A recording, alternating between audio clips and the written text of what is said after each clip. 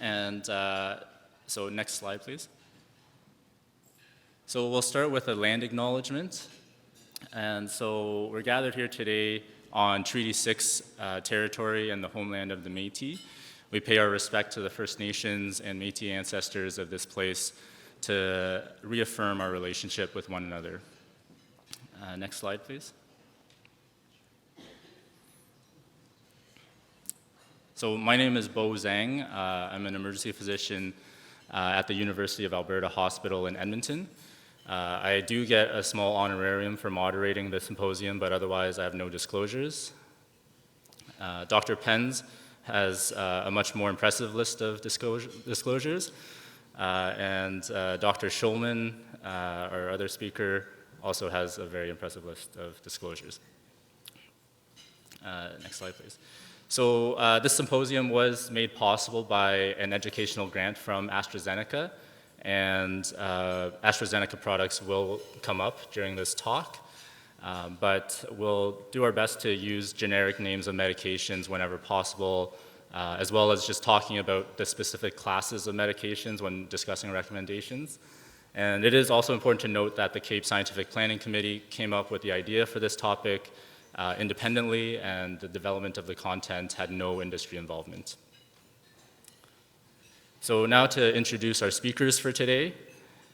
Dr. Erika Penz is an associate professor and the head of the Division of Respirology, Critical Care, and Sleep Medicine at the University of Saskatchewan.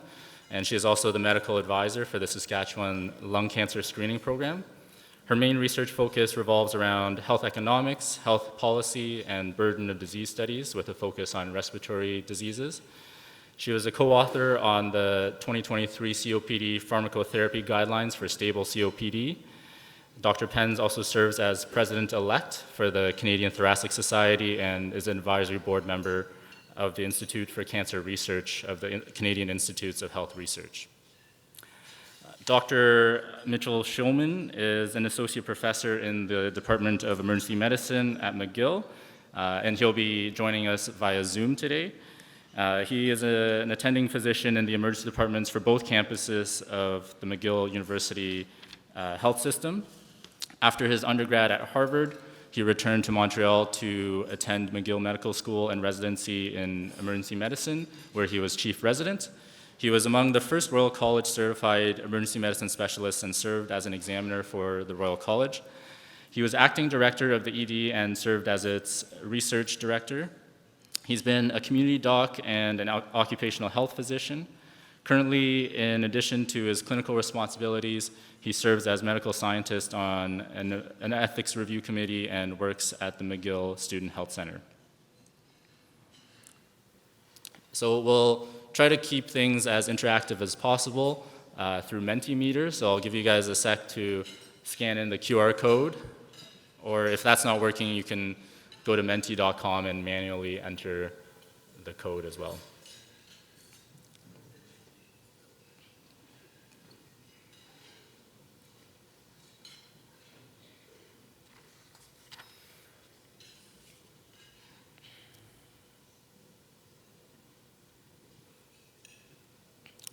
Okay, so these are today's learning objectives. So we'll be talking about management of COPD exacerbations for patients who present to the emergency department. And we'll also be discussing the impact of comorbidities on the management and discharge planning of patients with COPD. We'll also be talking about screening tools and risk stratification tools, much to the delight of our colleagues in Ottawa. And we'll also be talking about developing safe discharge plans that will help reduce the risk of your patients from returning to the emerge. So now, without much further ado, I'll hand it over to Dr. Shullman for an overview of COPD. Hi, and thanks, Bo. That was really very sweet of you.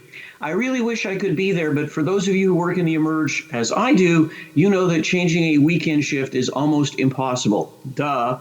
So that's why I'm at this end and you're at that end, although I'd much rather be there than what I'm about to do, which is start my shift as an evening shift this evening in the emerge. Let's talk about COPD. And when I started this topic, I really thought, what's to it? I know everything. You don't need to tell me anything about COPD. They come in, I hit them with the medications and send them out. Turns out we're not doing a very good job in the emergency room or in the office. For those of you who actually also see these patients in your offices, we do not do a very good job. And that's because until I did this presentation, I really didn't understand everything that was else going on with these patients. And I think that's really important. So if you get nothing else out of this lecture, and I'll be deeply hurt if that's all you get out, but if the only thing you get out of this lecture is the realization that there are other things going on that we don't usually take into account when we see these patients in the emergency room, and that we need to, then I think you'll have gotten a lot from this presentation. National stats. Yeah, 3 million Canadians. Interestingly enough, only half of them realize that they have it. And that'll come important when we look at screening tools and why you need to ask the right questions when you see these patients in the emergency room who may not yet have been diagnosed as having COPD. 6th leading cause of death. It's interesting that people with COPD, it really impacts their daily existence, and the numbers are increasing. 82% increase from 2000 until 2013. And those patients who are 35 years of age and older who are now living with COPD, and it's becoming even more prevalent in the baby boomer population. Anyway, 1 in 7. I didn't know that we defined baby boomers as people between 45 and 49, but we won't go there. I actually thought it was my generation, but okay. The causes are what they call getonomics, and this is a combination of genes with environment over time. Smoking, the biggest one in North America. In the other countries of the world, though, environmental exposures become really important. Basically, secondhand smoke, things that you're cooking with and all of that. But in Canada and North America, it's mainly smoking. Certainly, you can have poorly controlled asthma that leads to it. You can have occupational exposures from the type of work that you do or secondhand smoke. Certainly, you will be predisposed towards it if you've had certain early childhood lung injuries. And of course, there are genetic predispositions, the number one being, don't hear you, yes, alpha-1 antitrypsin. It turns out that those are a slew of other genetic predispositions, though, most of which are actually so small in number that you and I don't really need to worry about them and really don't need to take them into account. Next slide, please. So what you may not have realized, because I certainly didn't, when you've seen a patient with a COPD exacerbation in the emergency room, they're twice as likely to die within the next year as a patient who you've just seen and treated for an MI. Now think about that. I would have thought, sure, MI, COPD, never. Obviously, there's a huge impact on our economy. These patients, when they're admitted, are admitted for an average of 7 to 10 days at a time. Huge cost. Plus, look at how much effort and time that it takes into what you're doing in the emergency room, how much time they take, how much space they take. Not that they don't deserve it, but they really are a huge burden for us managing them in our emergency rooms. And that's the other important point here. We're going to talk about ways of managing these patients so they're less likely to bounce back to the emergency room. So not only will they do better, but if we do this right, we actually may keep them from having exacerbations, keep them from popping up in the emergency room. So it's a win-win no matter how you look at it.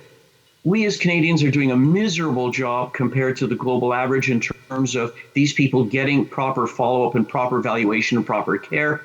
And as you all know, most of these are triggered by some sort of respiratory tract infection, especially in the winter, but at any time of the year. Viral, RSV, influenza, COVID, yada, yada, yada, yada, and bacterial, significantly enough. And it's important because if you can identify what triggered it, you can treat it more effectively. Next slide, please. So what's the definition? They're sick. Basically, they're worse than they normally are. Usually that means the cough is worse, they're producing more sputum, and it's changed in character and characteristic. And the most important thing is dyspnea, their shortness of breath. By the way, if you're working in primary care, if you're working out where you don't have a lot of resources, you may not be able to do a CRP or a BNP and all that. Asking the patients the same way that we do for pain to rate how their shortness of breath is, from 0 being, I'm back to normal, this is my normal, perfect, to 10, this is the worst I've ever been, is actually one of the most effective tools that you can use in primary care to assess these patients. So if you don't have everything else you need, but you need something, this actually works as a very useful tool. Next slide. So COPD exacerbations lead to death. Now, we mentioned the fact that they're twice as likely to die within the next year.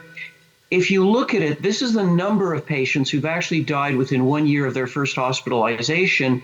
And if you look at it, it's the number of exacerbations that disproportionately increases their risk of dying. So if you've had 2 moderate exacerbations within a year, your risk of death has been increased by 80%. Now think about that. That's incredible, and certainly not something I was aware of. Next slide, please. And if you look at Canadian data, this is data coming out of Ontario, basically between the years of 2000 and 2004. There's no reason to expect it's really changed dramatically. And as you can see, mortality increases with age and how long we're following them out after discharge. So it really is a significant cause of death and disability. It's something that we really need to take more seriously. Next slide, please. So you may not have known this. COPD is responsible for more admissions than any other disease to hospitals, Canadian hospitals. Now, actually, the number 1 is childbirth, but most of us do not view childbirth as a disease. So the number 1 disease is actually COPD. You all know the fact that when they come into the emergency room or into your office, physical exam, they look sick. Peak flows you can't do. Oxygen sat may not give a very good reading of what's actually going on, which is why when we talk about management, you obviously sometimes need to do blood gas. So you can't really get a sense of that from the things that we might otherwise use. We'll talk about how to look at these patients and evaluate them in more detail in a few moments. The thing I wanted to emphasize here is we admit them, but a significant number who we don't admit go on to have adverse events. And if you look at the Ottawa COPD risk scale, which is a way of determining whether we should admit them or not, or their risk of having something nasty happen to them in the next little while, which we'll talk about in more detail in a little bit, only 4 of the 10 items on that scale are actually respiratory. An equal number 4 are cardiovascular, and then there's some other things. So this is leading me to the next talk. Don't you love the segue here? That a lot of the patients with COPD don't just have COPD, many of them have comorbidities. And managing these comorbidities, especially when they come in with an exacerbation, is something that's really, really important. Next slide, please. The exacerbations destroy their lungs. The more often they have exacerbations, the more lung they lose. As you can see from this slide, on the one side, basically they don't always come back up to baseline. And depending upon how many exacerbations you have, your lung functions will decline significantly. So, next slide. So, not only are they going to be feeling worse, but the more exacerbations they have, the more likely they are to have an exacerbation. The more exacerbations they are likely to have, the more they're likely to die, and the worse their quality of life in between those moments. So there's a real responsibility on our part to manage these patients and their exacerbations and keep them back from bouncing back into the emergency room. And that means we really got to take into account their comorbidities, which is my perfect opportunity to segue to my colleague, Dr. Penz. Take it away. Thanks, Dr. Shullman. Next slide, please. So I'm going to spend some time talking about the comorbidities that we see in our COPD patients. And I will do that when the slide is ready to advance. Perfect. So this is actually, I love this graphic. It's a comorbidome. And this basically illustrates to us the impact that so many of our COPD patients have comorbidities. This actually, so by the size of the circle, the larger the circle, the higher the prevalence of that comorbidity. And the closer inside the circle, the higher the risk of that comorbidity in a COPD patient is associated with death. And you can see that in the yellow describes cardiovascular, the dark blue is pulmonary-related comorbidities, light blue is metabolic type comorbidities. And for the most part, cardiovascular morbidities have a high prevalence for the most part, and a very high association with increased risk of death in a COPD patient. Next slide, please. So why does this potentially happen? Well, we know that in our COPD patients, there's many things that happen physiologically. So inflammation is always present. So lung inflammation is a major source of issues and problems with our COPD patients, and that we know that inflammation doesn't stay within the lungs. So there's systemic consequences of having inflammation in the lungs. We know that our COPD patients also suffer a lot from hyperinflation, particularly dynamic hyperinflation. So when they're trying to walk, that's when we get worse mechanical changes and leads to their symptoms of dyspnea. But it affects their exercise tolerability, they become more sedentary, and the circle continues. And lastly, we know that intermittent and chronic hypoxemia can cause long-term consequences to a person, particularly cardiovascular, and it can cause increased risk of pulmonary hypertension. We see that in our COPD patients, and as a result, that causes the consequences of right heart strain, for example, reduced cardiac output, and the consequences that follow.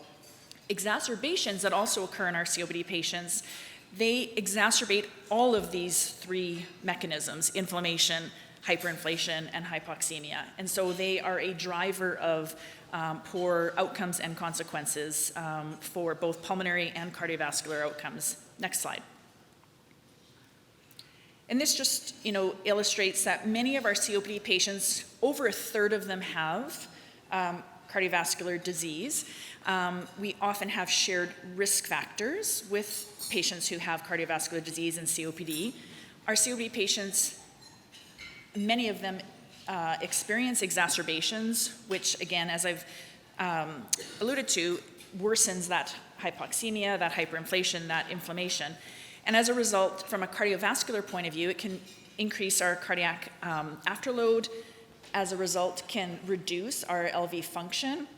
And the ejection fraction, it can, because of diastolic dysfunction that's highly prevalent in our COPD patients, that can impact coronary perfusion, for example, and we know because of inflammation and the risk of atherosclerosis increases their risk of plaque rupture. So all of these shared risk factors, the presence of exacerbations, lead to cardiovascular consequences, and I'll show with you sort of the timing of that and why that's significant. Next slide.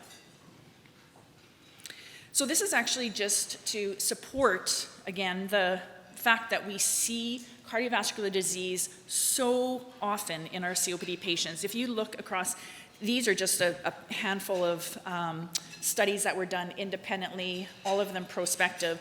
And what you can see is in a variety of different populations of COPD patients, the proportion of individuals that die over time and the prevalence of what the cause of those deaths is. So it's cardiovascular cause. So as low as 16%, for example, in the Uplift study, but as high as almost 40% in Euroscope.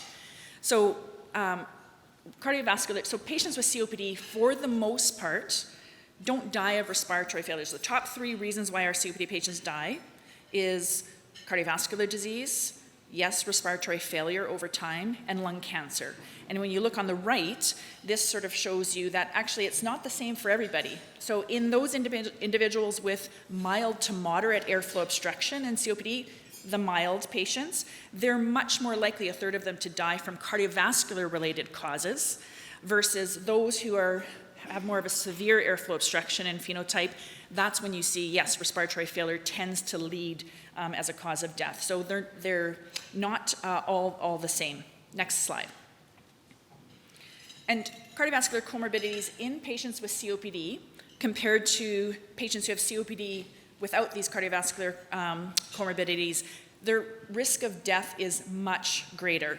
And that can be the combination of everything from a 50% increased risk in patients with ischemic heart disease and COPD to a risk up to 90% in our patients with COPD and heart failure. The combination of heart failure and COPD is a very poor prognosis for our patients. Next slide. And this is two nice studies, but the study basically illustrates that the more comorbidities that you have in the presence of airflow obstruction, so that would be demonstrated by GOLD 1, 2, 3, and 4. 3 and 4 would be very severe airflow obstruction, less than 50%. GOLD 1 would be above 80%, but they're still obstructed. R represents people with restrictive physiology, so they've got reduced lung function, but it's not obstructed. And then you have GOLD 0, that represents patients with symptoms, but they don't have spirometry confirmed airflow obstruction, and then the normal. And really what you see is as you add on more comorbidities, people's risk of any hospitalization increases. And when you combine that to 3 comorbidities, in the presence of very severe airflow obstruction, the risk of a hospitalization is 10 times greater than someone who doesn't have COPD.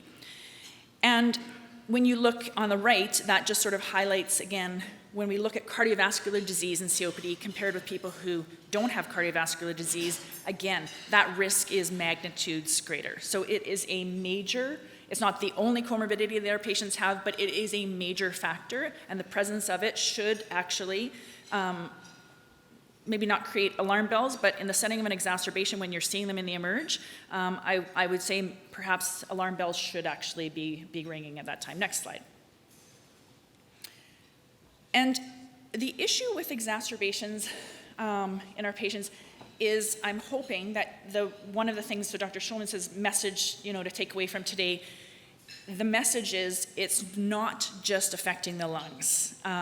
So people who have a COPD exacerbation, their risk, in the first 5 days after that exacerbation is 2 times higher of having an MI, They have a 40% increased risk of either stroke or an MI up to 10 days later. And that, it's always been a bit of an issue because we know that these patients are under stress.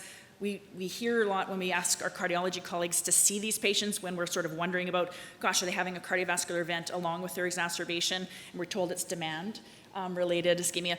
I think the data is showing us that there's more than just that going on, and that the consequences, whether it's demand-related or not, or if it's a primary plaque rupture, the outcomes are the same. These patients are higher risk of big-time cardiovascular events and death. And that risk of these events, whether it's MI, stroke, et cetera, lasts for even up, there's data that shows it lasts for up to a year in some of these patients. So when Dr. Shullman mentioned, the outcomes with someone coming in with a primary MI versus an exacerbation of COPD, these patients, their outcomes are just on par. And yet there's always been a much greater urgency in how we treat our patients with an MI or a non-STEMI or unstable angina versus those typical COPD patients that are just in with their increased cough and a bit of change in their sputum. We're learning a lot, and I think with this data now, we're in a better position to hopefully act, which we'll touch on later in the presentation. I'm going to just hand it over now to Dr. Shullman to, I think, take it away. I'm hoping I'm not. Next slide, please. And management in the ED, which is his level of specialty, not mine. I'm just going to step up here. Just watch. That's very sweet of you. And I must say it's a true privilege and an honor to be sharing this podium with you, Dr. Penz. I don't know if the audience realizes a lot of what your research has accomplished in terms of identifying these patients and managing them more effectively, both in the office and in the emergency room, a tremendous contribution and something we should all be very grateful for. You guys know how to manage these patients. You don't need me to tell you this. They come in, they're short of breath. They usually, depending on how long they've been smoking, have this barrel-shaped chest. They're tachypnic, they're tachycardic. They're using their accessory muscles. They're barely able to speak. Remember the old tripod position? I wonder if anyone teaches people about this anymore. When they're sitting kind of forward like that because they're afraid to lie back because they just can't breathe as well. They're diaphoretic, they're agitated. When they're failing, they start getting the paradoxical movements, the dysynchronization between their chest and their belly. And then they're getting worse and worse in front of you. And as they get more depressed in terms of mental status, more fatigued, they get more cyanotic, and they become hemodynamically unstable. Next slide, please. So what are you supposed to do with it? Well, you monitor them. They all go on continuous cardiac monitoring because the risk of an arrhythmia, dysrhythmia, or something else going on is just too high. Oxygen, sat, blood pressure, the usual stuff. Do check their sugar. When was the last time? How well are they eating? They've probably been sick for a couple of days. Some of them, right? We talked about comorbidities, diabetic. Sugar is one of the vital signs that I always check on all of these patients. And we know that we're aiming not for a perfect oxygenation saturation, but somewhere in the ballpark of 88, depending on where they are normally. This is a toughie for me in the emergency room. I hope it gets done before they see me, but this is the discussion about what do they want.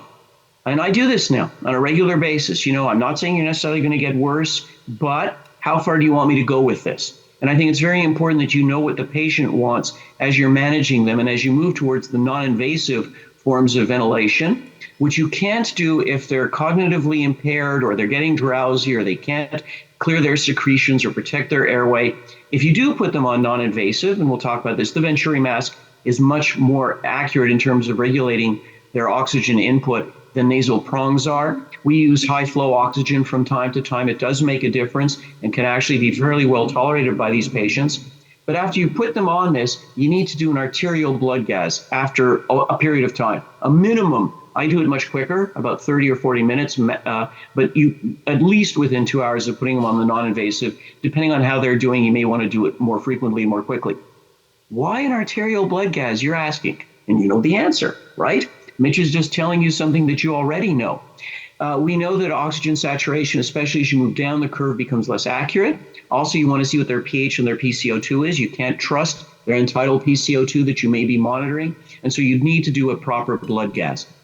And you're aiming, if you're putting them on BiPAP, for those numbers, but certainly if they are starting to fail, and you know this, they're getting tired, they're getting cyanosed, they're less responsive, you do their blood gas, their pH is really bad, and then they may have some degree of hemodynamic instability, and so you rapid sequence intubation I use a lot of ketamine just because I'm very comfortable with it, and it's a medication that I can control within propofol afterwards. But be very careful.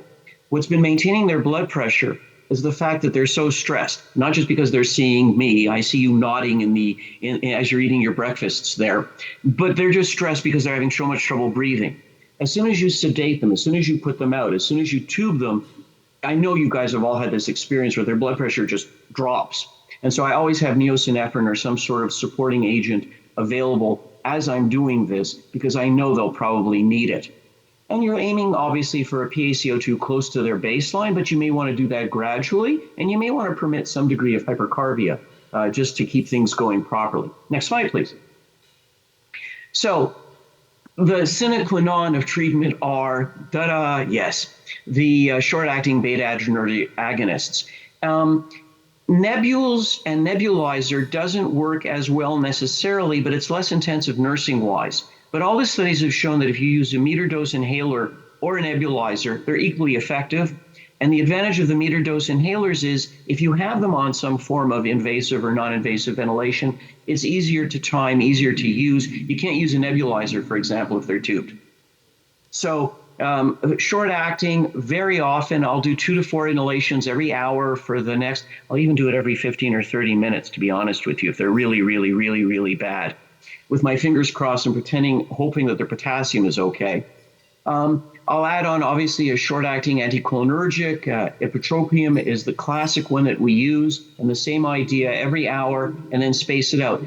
The short-acting anticholinergics, ipratropium particularly, starts to work in about, 15 to 30 minutes, and it actually peaks within 3 to 5 hours. So once you've given a couple of doses rapidly to sort of load them up, you can back off because it really isn't going to make a big difference, as opposed to the bronchodilators where you load them up, but then you may want to do them a little bit more frequently. Q1H, then Q3H, then Q4H, then Q6H, some sort of titration that makes sense to you. In terms of steroids, if they're sick enough to be seeing you in the emerge, they're probably sick enough to need steroids. Whether you give it IV or PO is really a function of how sick they are. If they're really huffing and puffing, they can barely get anything down, they really look very sick, give it to them IV. If they're fairly okay, give it to them PO. And you're supposed to give them 1 milligram per kilo, but you and I both know that the pills come either as 5 milligrams or 50 milligrams. So if it's a pill, I just give them 50 milligrams and don't worry about it. If I'm using IV methylprednisolone, there's all sorts of recommendations, 125 once, 60 every 4 to 6 hours, 40 every 6 to 4 hours, whatever your local respirology team tells you want to do. But certainly I usually start off with IV methylprednisolone, 40 milligrams every 6 hours for 24 hours, and then depending on where they're going, switch them to oral as fast as I can. Antibiotics. You can use Sanford. You can speak to your infectious disease experts and find out what's going on. Or we use the McGill Antibiotic Stewardship Guidelines, which are very effective and reflect our patient population. Almost all these patients are going to need antibiotics, basically because if you look at their sputum, if their sputum is purulent, it's a very good indication that there's a change, and most likely. Which antibiotic? We tend to use ceftriaxone and or either doxy or azithro, unless we think there's Pseudomonas inhabited, in which we use piperacillin tazobactam, 4.5 grams for every 6 to 8 hours, depending upon renal function, and may have to change that with kidney function. But certainly, if they're putting out more sputum, if it looks yucky, if they're short of breath, if you're having to help them breathe, in my mind, these are all criteria for starting them on antibiotics in the emergency room. Antivirals, I don't know, what's going around? Does oseltamivir really work? We use it. I'm not sure. Certainly, whatever is going on in your community, I tend not to be able to use Paxlovid in these patients if they're COVID positive because they have so many other dangerous and or interacting medications on board. But we do use IV remdesivir on a regular basis in these patients if we think they're going to be admitted, and we switch the steroid to dexamethasone as per the protocols that we now follow. Next slide, please. So these patients are at huge risk of having pulmonary embolism. In fact, something like 5.9% of patients who are admitted with a COPD exacerbation are found to have a PE. So we usually put them on low molecular weight heparin if they're being admitted or if they're going to be in the emerge for any length of time. If they're really not doing well, there's some research that suggests using max sulfate may be useful. Be careful if they have renal insufficiency. Obviously, if they're already coming in on a long-acting beta agonist or a long-acting muscarinic agent, I leave it on because I'm building on what they already have rather than replacing. And so all the studies have shown you continue them on what they are as baseline and add on your stuff. Methylxanthines, no. We used to use a lot of theophylline, for example, but the window of therapeutic benefit is so tiny and interacts with so many other things, and the risk of side effects are so bad that we rarely use it. No, I can't even remember the last time I used a methylxanthine in the emerge. We have to do repeated blood gases because the oxygen saturation and or the end-tidal CO2 really may not represent what's going on. We use a lot of venous blood gases because it can be done by our nurses and isn't as painful for the patient, with the occasional arterial blood gas to see if they're correlating. Obviously, you can't do spirometry if they're sick. Do a chest x-ray in all of these patients. There's pneumothoraces, there's pneumonia, there's congestive heart failure, and if you're thinking of it, you may want to do a CTPE study. Always a CBC, you want to see what's going on there. There's some support in the literature that the eosinophil count may be an indication of whether there benefit from ongoing inhaled corticosteroids. CBC, we do it anyway. And then the usual run of things. I do get a pronatriuretic, brain natriuretic peptide, either pro or just the BNP, because a lot of these patients may be in congestive heart failure and it's almost impossible to figure out. There's a huge debate in the literature about using CRPs to debate if you should use antibiotics, or procalcitonin if you should use antibiotics. I have both available to me. I use them both. I think they make a difference. An electrocardiogram, we talked about comorbidities, and then the appropriate swabs. Next slide, please. So now let's push it back to Dr. Penz. Thanks, Dr. Shullman. So many of you are probably very familiar with the COPD risk scale, the Ottawa risk scale. Typically, I don't often use that in practice. I have systemically used kind of more of a Gestalt criteria. However, this has been a very, it's a Canadian tool. It's been well validated, and in fact, you can use it to predict potentially that risk of an adverse event, for example, moving on to intubation or invasive ventilation in patients presenting to the emergency department. Next slide. There's also a number of assessment tools and prediction tools that have been developed for COPD patients or patients presenting to the emergency department. This is sort of a little bit of the common inventory of tools, but just to have context for assessment of COPD patients in general. So GOLD, if you hear about GOLD criteria, there's GOLD 1 to 4. that represents the degree of airflow obstruction that individuals would have. So 1 being mild, greater than, their FEV1's greater than 80%, 4 would be less than 30%. There's also gold, A, B, and E now. So that sort of categorizes patients. It helps us categorize patients on their history of exacerbations, their symptom, and also lung function. And that helps us manage and choose their pharmacotherapy from an optimal point of view. I don't think that in the emergency or acute setting that gold is really going to necessarily impact you. I use the MMRC scale all the time in my outpatient practice because it's just something I follow over time to give me a sense of what is the functional impact of someone's dyspnea, someone with COPD, on their level of activity. So if someone's telling me, and I have a fair proportion of our patients who have trouble with shortness of breath when they're getting dressed in the morning or showering, or they're not leaving their house because that's an MMRC 4. That's the top category. That's significant for me. I often use that when I'm assessing patients. You could use it in the emergency department, but to be quite honest, if you're managing someone presenting with an exacerbation, that's where they're presenting from. You could potentially ask them what their baseline is if they think back to when they felt well 3 months ago. That's probably a more useful tool, to be quite honest.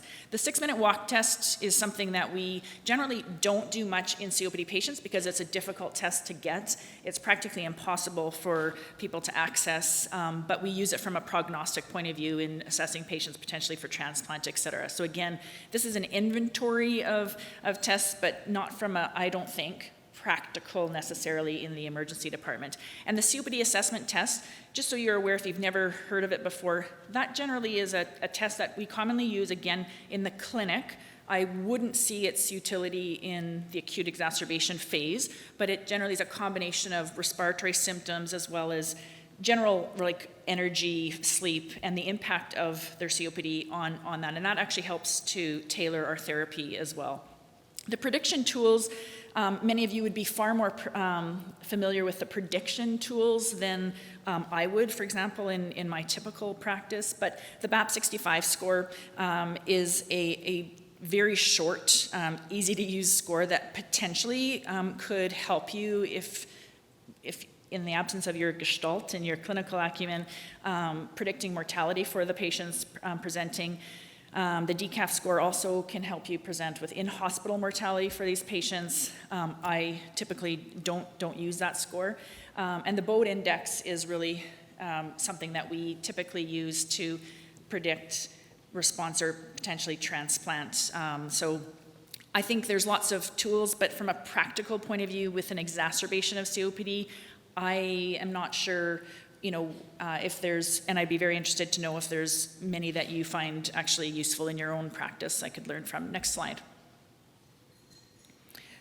What can be actually useful is, because the issue is most patients with, we generally say prevalence of COPD in Canada is probably around 10, 11%. In general, that's an underestimation, we think. And that's because there's no recommendations around screening for COPD. There's more and more evidence to support case finding, and that's actually where the Canadian Lung Health Test comes in. So if you have a patient who's presenting, they have all the symptoms of COPD, but they've said, I've never been told I have this diagnosis, you could use, these general questions about coughing regularly, do you produce sputum, do simple chores make you short of breath? If you have any of those complaints in someone who's over 40 and has had a history of smoking, I think that you could say in recommendation, if the patient's going home to their family practice, this person should have spirometry because their risk of COPD is much higher. So I think we underuse the COPD, the Canadian Lung Health Test. I think we don't do case finding very well. And I think probably our prevalence of COPD is probably closer to that 20% mark.